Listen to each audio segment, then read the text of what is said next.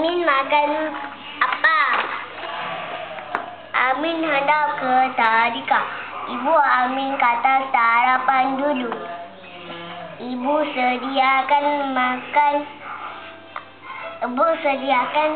sarapan. Amin makan roti. Amin minum susu.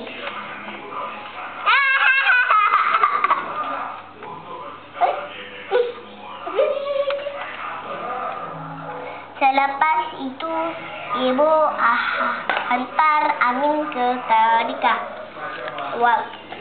Pada waktu rehat, guru sediakan makan minum pagi.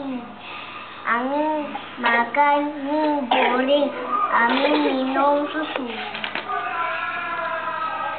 Selepas belajar, ibu jemput Amin pulang. Ibu sediakan makan tengah hari. Ada nasi, ada ayam goreng, ada sup sayur, ada air suam. Amin makan nasi, Amin makan ayam goreng, Amin makan sup sayur, Amin minum air suam. Pada waktu petang, Amin mahu pergi bermain. Ibu sediakan minum pagi, minum petang. Amin makan pisang goreng. Amin minum air teh. Selepas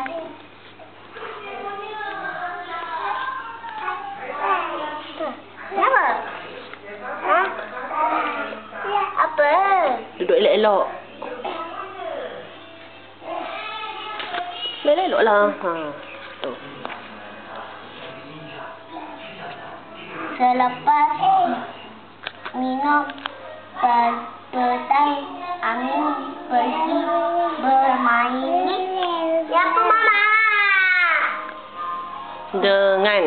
Dengan kawan-kawan.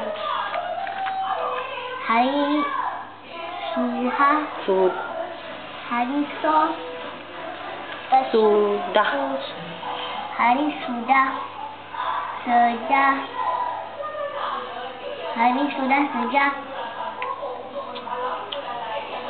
Amin segera pulang.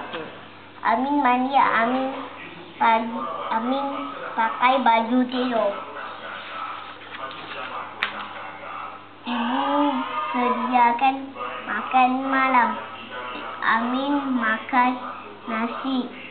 Amin makan ikan. Amin makan sayur campur sup.